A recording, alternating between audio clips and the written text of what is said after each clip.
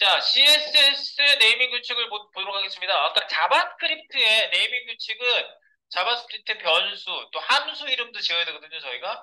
그래서 이렇게 따옴표로 싸지 않은, 깔끔하게 붙어있는, 한 덩어리가 되어 있는 단어를 잘 만들어줘야 되겠죠. 그걸 위해서 네이밍 규칙이 있는데, CSS도 지금 저희가 뭐 나름 그냥 이름을 이렇게 저렇게 마구마구 쓰고 있었는데, 네이밍 규칙을 좀 알아보도록 하겠습니다. 얘네들도 이제 CSS가 사실 되게 복잡하죠. 자바스크립트도 그렇지만. 그래서 자바스크립트는 첫 글자 대문자, 뭐 대소문자 이런 단어마다 첫 글자 대문자 뭐 이런 방식으로 저희가 캐물 케이스라고 말씀드렸죠. 그래서 여기 이름 짓는 게 그렇게 지을 수 있는데 CSS를 캐물 케이스로 이름을 물론 지을 수 있어요. 이렇게 select 나 실제로 이런 식으로 이름 지었잖아요. 그래서 자바스크립트를 쓸 때 중간에 대문자로 단어가 바뀌면 이렇게 대문자 쓴단 말이지. 이렇게 쓸 수 있는데 나쁜 예. 예. 이렇게 짓는 건 나쁜 예다. 왜? 요 이름으로 뭔가 하게 되면 자바스크립트 안에 얘를 이렇게 코딩하게 되잖아요. 그러면 지금 위에다가 쓰는 건 그냥 저만 쓸게요. 예를 들어서 변수를 선언해서 음? 여기다가 my.btn 했는데 여기에다가 document.query selector 뭐 해가지고 여기다가 이렇게 선택을 할 때 여기 이름이 이걸로 돼 있으면은 내가 이렇게 쓸 거 아니에요. select btn 그러면은 이름 짓는 규칙 자체가 자바스크립트 이름 짓는 규칙하고 CSS에 지어진 이름 규칙하고 똑같죠. 캐물 케이스잖아요. 그러니까 요거를 좀 확연하게 달리 보이게 하자는 거야. 예? 그래서 요 이름 규칙으로 쓰면은 뭐 안 돼요, 절대. 이런 얘기가 아니라 구분하기 위한. 예, 그래서 지금 여기 변수함수 이름과 모호해진다는 얘기는 그 얘기입니다. 그래서 좋은 예는 CSS에서는 대쉬를 쓰는 이름을 쓰자. 이 얘기예요. 기본적으로 이름을 지을 때. 이름의 뜻이 여러 개가, 단어가 여러 개가 나열될 땐 다시로 쓰자. 근데 아까 자바스크립트 내가 명령법 할 때 세 가지 명령법에 대해서 말씀드렸잖아요. 이렇게. 캐멀 케이스, 파스칼 케이스, 스네이 케이스. 그러면 대시로 쓰는 케이스는 내가 왜 말을 안 했을까요? 여기다 당장 써보시면 아시겠지만, my word. 벌써 찌글찌글찌글 표시 나와요. 왜? my라는 변수를 선언했는데 거기다가 빼기 다른 word라는 변수라고 생각해요, 이거. 그러니까 이렇게 이름 짓는 것 자체가 성립하지가 않아요. 빼기는 마이너스 기호거든. 그러니까 자바스크립트에서 나올 수 없는 명령법이에요. 다시를 쓰는 건요. 다시는 마이너스 키. 아, 그래서 쓸 수 없구만. 그래서 아예 네이밍 규칙에 이 얘기가 없는 거예요. 네, 그렇게 이해하시면 되겠어요. 네, 그래서 밑으로 좀 내려가 봅시다, 이제. 네이밍 규칙. 그래서 이런 식으로 이제 CSS 이름을 지어주시고요. 그 다음에 이제 이런 이름을 지어줄 때 체계적으로 이름 짓는 규칙에 대해서 우리가 이제 뱀 규칙이라고 하거든요. 뱀. 자, 먹어봐, 뱀. 몸에 좋아, 뱀. 그 뱀이 아니라 BEM. 뱀. 뱀 규칙.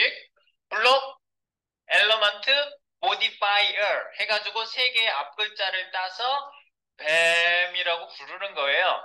그래서 이거는 일반적인 이름 규칙이고요. 이런 규칙으로 프로젝트에 들어가시면 이름 지어진 애들이 많이 있어요. 그래서 요 뱀 규칙을 가지고 지으시면 뭐 직관적이다, 사용성 좋다, 중복을 방지한다 이런 특징이 있겠죠. 그리고 블록이라고 하면은요. 여기 보면 갑자기 내려갔대. 블록 엘러먼트 모디파이 이 세 가지로 구분해서 본다면 블록은요 기능적으로 독립돼서 재사용할 수 있는 컴포넌트 즉 큰 박스를 생각하시면 돼요. 큰 박스, 큰 구분 박스, 헤더 박스, 메인 박스, 후터 박스라고 큰 박스 구분을 우리가 여기서는 블록이라고 생각하시면 되겠고요. 그 다음에 또 다른 블록이 안에 있다. 그럼 또 블록이 또 생기는 거죠. 그 밑에 요소들이 들어가죠. 엘러먼트. 블록 밑에 구성원들, 요소들, 엘러먼트.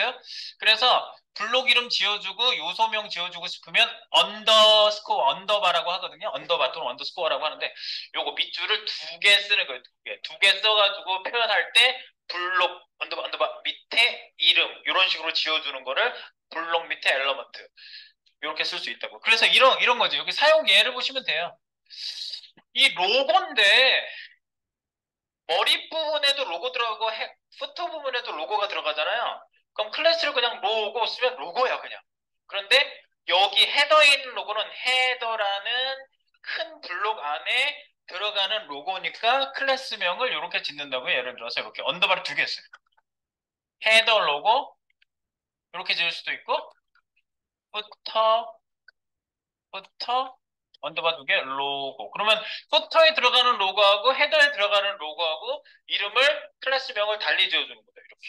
네. 이렇게 지어줄 수 있다고. 네. 이게 바로 블록 언더바가 두 개가 들어가 있으면 무조건 엘러먼트야. 이게 들어가 있으면 엘러먼트야. 그리고 앞에 있는 건 얘가 들어가 있는 소속 박스의 이름이에요.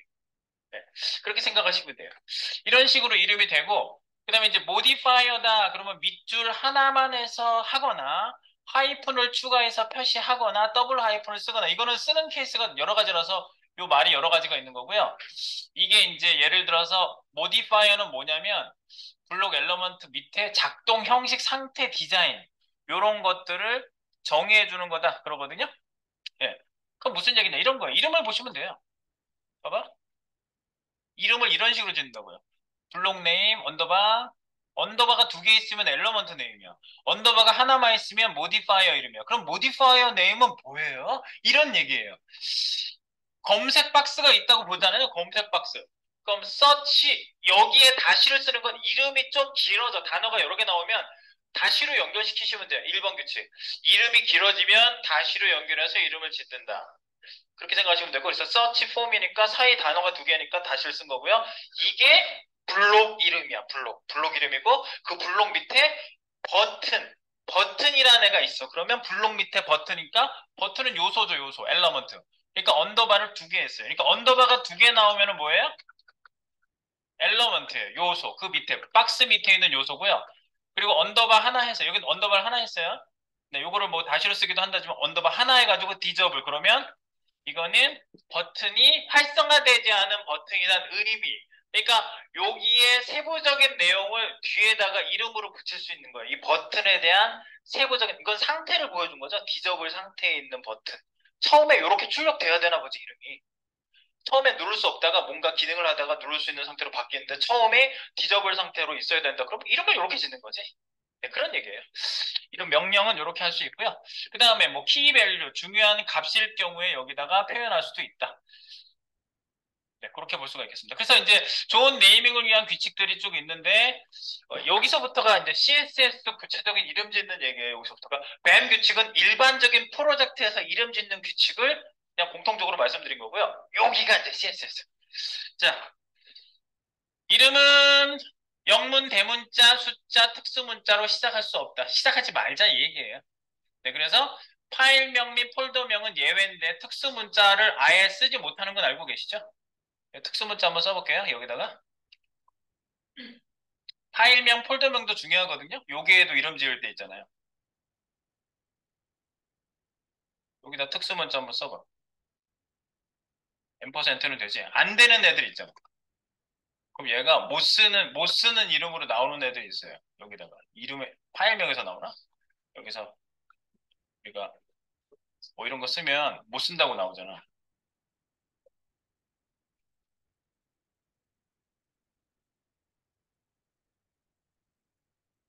뭐지? 이건가? 뭐 이런 메시지. 못 쓰는, 이렇게 아예 못 쓰는 경우가 있잖아.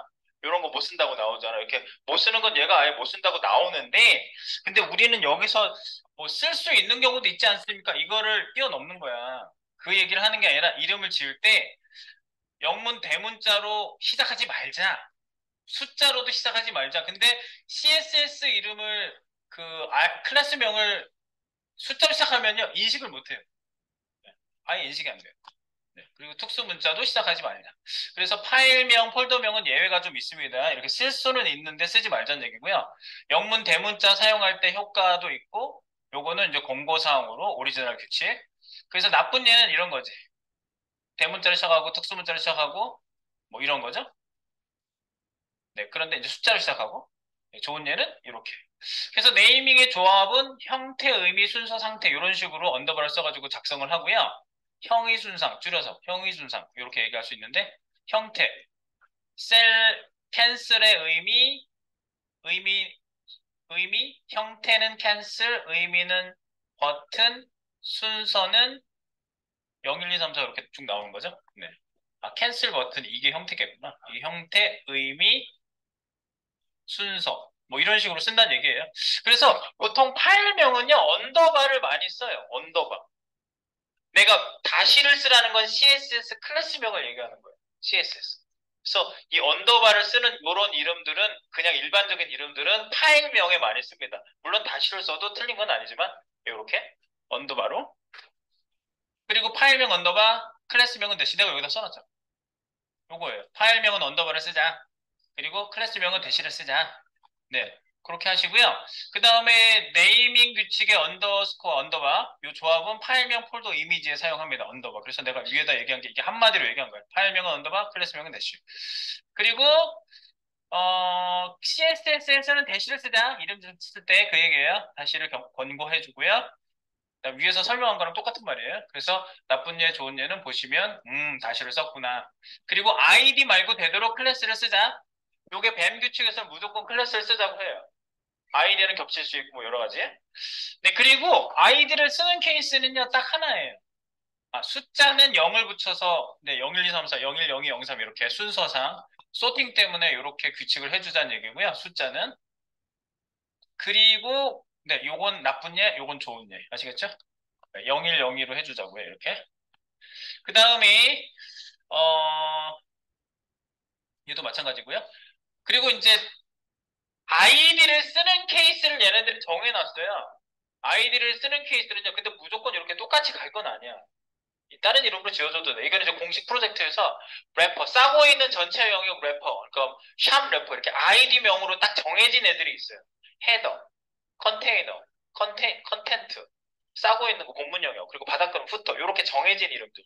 또 팝업을 뜬 팝업 창은 팝이라는 이름이 앞에 붙어 있고, 그 다음에 내비게이션은 글로벌 내비게이션 바는 저는 GMB라는 이름으로만 지어주는데 그 내부라는 뒤에 요거는 캐멀 케이스로 이름도 지어줬지 이렇게. 예. 요런 이름은 정해진 이름들이 있는데 이렇게 똑같이 쓸 건 아니에요. 그냥 참고해서 보시라고요. 네. 큰 프로젝트에서 이런 걸 정해놓고 쓸 수 있습니다. 이렇게. 네, 그래서 레이아웃 예약어들을 이렇게 쓸 수도 있다. 요게 이제 CSS의 일반적인 규칙들이고요. 우리가 아까 얘기한 대로 다시를 써서 이름 쓰시고 상위 밑에 있는 누구다 그랬을 때는 언더바를 2개 쓰거나 하나 쓰는 거에 따른 뱀 규칙에 따른 이름이에요. 그 이름은요. 언더바를 2개 쓰고 이런 거 보시면 놀라지 마시고 아, 이 박스 밑에 있는 얘구나. 이 엘러먼트구나. 엘러먼트의 얘가 역할은 뭐구나. 그럼 요 뒤에 모디파이어 이름이 언더바 하나짜리로 해가지고 이름이 계속 이어져 나가는 걸 볼 수가 있고 그냥 일반적인 이름은 다시만 쓰고요. 이렇게 누구 밑에 누구 얘는 뭐 어떤 역할 이런 것까지 같이 쭉 쓰고 싶으면은 언더바 2개 언더바 하나짜리를 써가지고 이어 붙이고 그냥 이름만 쓰면 다시를 써서 단어가 여러 개면 다시로 연결시키고 아시겠죠? 그래서 이런 걸 여러 개를 이렇게 붙여가지고 쓸 때 이게 무슨 의미인지만 우리가 이제 점점 익숙해지시면 돼요. 네, 그래서 이제 간단하게 복잡하지 말고 그냥 참고 일단 이 네이밍 규칙에 대한 건 참고만 하시라고 좀 말씀드렸고요. 자, CSS 네이밍 규칙은 이런 식으로 쓸 수 있다. 그래서 다시 위주로 쓰자 그 얘기입니다. 한마디로 다시 위주로 쓰자. 이 많은 말들은 그거 한마디로 그냥 요약. 그리고 파일명은 이름 지을 때 언더바를 써서 쓰고 파일명은 언더바, 클래스명은 대시를 쓰자 이거예요. 네. 전체 요약입니다. 전체 요약. 네. 내가 위에다가 전체 요약이라고 다시 써놓을게. 전체 요약. 파일명은 언더바, 클래스명은 대시.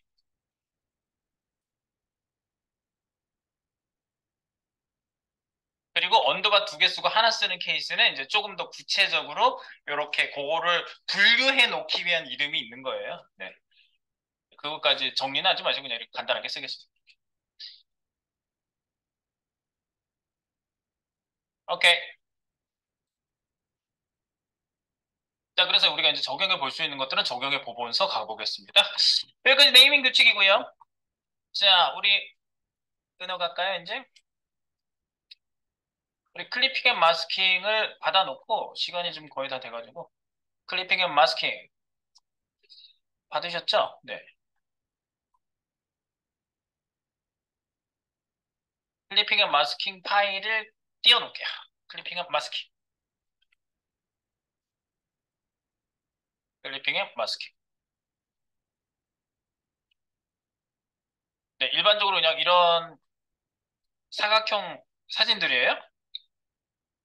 사각형 사진들인데, 이거를 클리핑을 시키면은요, 일부분만 보이게 하는 걸 이렇게 한다고요. 일부분. 일부만 이렇게 보이게 할 수 있다고요. 네. 요런 일부만 보이게 하는 거 가지고 제가 그 로버 피즈에서도 이렇게 모양을 좀 만드는 거? 네, 그런 것도 이거 가지고 쓴 거예요. 네, 그리고 요걸 뭐 부분적으로 필요할 때마다 동영상도 마찬가지고요. 뭐 어디 뭘 가져왔는데 일부만 딱 보이게 하고 싶다 그러면 이런 모양들을 만들어 줄 수가 있어요. 거기에 대한 연습을 조금 있다가 체크하면서 해보겠습니다. 잠깐 띄워만 놓으시고요.